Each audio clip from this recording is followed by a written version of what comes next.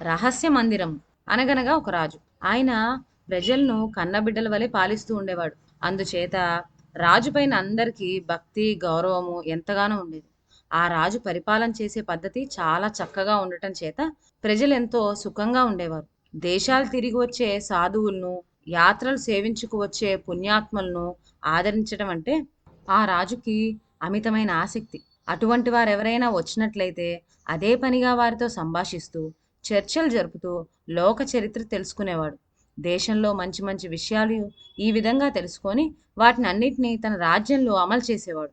అందుచేత ఆయన పరిపాలన ప్రజలకు సౌఖ్యంగా ఉండి ఆ రాజ్యం రామరాజ్యం అనిపించుకుంటూ ఉన్నది. అయితే ఆ రాజ్యానికి చీడపురుగులాగా రాజు వద్ద కుటీలుడైన ఒక మంత్రి ఉండేవాడు. అతనికి డబ్బు ఖర్చు అంటే కిట్టదు. అందులోనూ సాధువులంటే అస్సలేమంటారు. సాధువులనగా దేశదిమ్మరులనే సోమరిపోతులని, వాళ్ళను ఆదరించడం మహాపాపమని అతని ఉద్దేశం. ఇలా ఉండగా ఒక రోజున ఒక స్వామి ఈ రాజ్యానికి వచ్చాడు. రాజు ఈ స్వామిని ఆహ్వానించి తీసుకువచ్చి ఆయన వల్ల లోక జ్ఞానాన్ని ఇచ్చే విషయాలు ఎన్నో విన్నాడు. 10 రోజులు 15 రోజులైనా ఆ స్వామి చెప్పే క్రొత్త విషయాలకు అంతు పంతు లేకుండా ఉంది. అప్పుడు రాజు, స్వామి, మీరు కొంతకాలం మా ఆస్థానంలో ఉండి మాకు జ్ఞానబోధ చేసి తరుణోపాయం చూపమని కోరాడు. అందుకు స్వామి కూడా ఒప్పుకున్నాడు. ఈ స్వామి వచ్చినప్పటి నుంచి రాజుకు పరమార్థ చిత్తం ఎక్కువైపోతున్నది. ఇది చూచి మంత్రికి స్వామి పైన చెప్పలేని ద్వేషం కలిగింది. తన బుద్ధిబలం వల్ల ఏదైనా ఉపాయం చేసి స్వామికి ఆస్థానంలో నుంచి ఉద్వాసన చెప్పించాలని నిశ్చయించుకున్నాడు. ఈ సంకల్పంతో రాజు ఒంటిపాటుగా ఉన్నప్పుడల్లా అదును చూచి స్వామిని గురించి విరుగుడు మాటలు చెప్పనారంభించాడు. సాధువుల సంగతి నీకు తెలియదు. వారు భూలోకంలో సంచారం చేసే దైవ స్వరూపులు. వారి జ్ఞానబోధన వల్ల మానవ జాతికి ముక్తి మార్గం తెలుస్తుంది అని రాజు మంత్రిని మందలించేవాడు. కానీ మంత్రి పట్టు విడవక స్వామిని గురించి ప్రతికూలంగా రాజుకు నూరు పోస్తూనే ఉన్నాడు. మంత్రి ఎంత చెప్పినా అంతకంత రాజుకు స్వామి పైన గౌరవం హెచ్చుతున్నదే గాని కొంచెమైనా తగ్గలేదు. చివరకు ఒకనాడు స్వామి ఒంటరిగా ఉండటం కనిపెట్టి మంత్రి అతి వినయం నటించి ఆయనను తన ఇంటికి భిక్షకు రమ్మని పిలిచాడు. స్వామి అంగీకరించి మంత్రి ఇంటికి వెళ్ళాడు. భోజన సమయం అయింది. వడ్డనంతా జరిగిన తర్వాత మంత్రి, స్వామి, పదార్థాల్లో వెల్లుల్లి వేసుకోవటం మా దేశాచారం. గురువులకు పెద్దలకు విందు చేసేటప్పుడు తప్పక ఉపయోగించాలి. తమకేమీ అభ్యంతరం ఉండదనుకుంటున్నాను అనే వరకు అభ్యంతరం లేదు అన్నాడు స్వామి. మంత్రి మాత్రం ఏదో సాకు చెప్పి స్వామివారి బంతిని భోజనానికి కూర్చోవటం తప్పించుకున్నాడు. స్వామి భోజనానికి కూర్చోగానే మంత్రి కోటకు వెళ్ళి, రాజా, సాధువులంటే వంచకులని నేనెంత చెప్పినా మీరు నమ్మకపోతిరి. ఇప్పుడు మహానుభావుడని భ్రమపడుతున్న స్వామి పరమ దొంగ. వానికి నీతి నియమం లేదు. జిహ్వ కట్టిపెట్టుకోలేడు.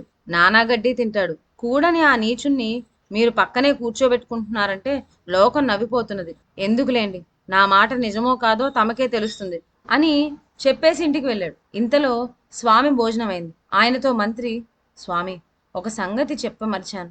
ఇవాళ రాజుగారి జన్మదినం. ఆయనకు ఉల్లివాసన కిట్టదు. వారితో ప్రసంగించేటప్పుడు వాసన కొట్టకుండా చూచుకోండి అని సలహా చెప్పాడు. ఈ మాట వినగానే స్వామి నోరు బాగా కడుక్కొని మామూలుగా కోటకు వెళ్ళాడు. కానీ వెల్లుల్లి వాసన ఇంకా ఉన్నదేమో అనే అనుమానం తీరక స్వామి రాజుకు దూరంగా కూర్చున్నాడు. రాజు పలకరించగా ఉల్లివాసన కొడుతుందేమోనని జంకుతో అటువైపు తిరిగి చూడసాగాడు. రాజు కోరినప్పటికీ స్వామి ఉన్నత స్నానం మీద కూర్చోక దూరంగా తప్పుకునేసరికి రాజుకు మంత్రి మాటలపై నమ్మకం కలిగి స్వామి పరమ దుర్మార్గుడేనని తలిచాడు. ఇటువంటి దుర్మార్గుడికి మరణమే తగిన శిక్ష అని నిశ్చయించాడు. ఈ రాజు ఎవరైనా దుర్మార్గులను చంపించదలిస్తే ఒక చిత్రమైన ఏర్పాటున్నది. అదే రహస్య మందిరం.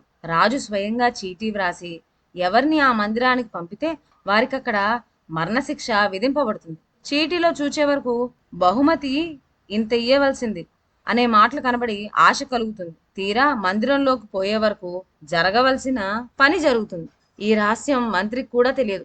రాజు స్వామిని పిలిచి, మహాత్మా, తమరు వచ్చి చిరకాలమైంది.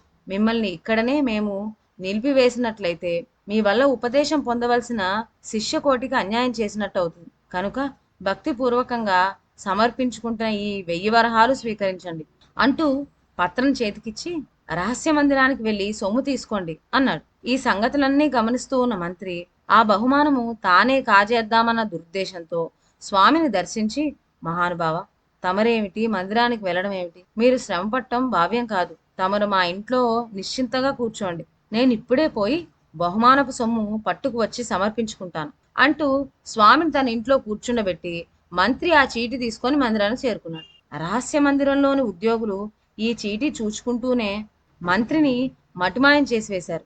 సాయంత్రమైనా మంత్రి రాకపోయే వరకు స్వామి అనుమానపడి రహస్య మందిరానికి వెళ్ళాడు. మాకు తెలియదు, రాజుగారినే కనుక్కోండి అన్నారు అక్కడ ఉద్యోగస్తుడు. స్వామి మళ్ళీ ప్రత్యక్షమయ్యే వరకు రాజు ఆశ్చర్యపోయాడు.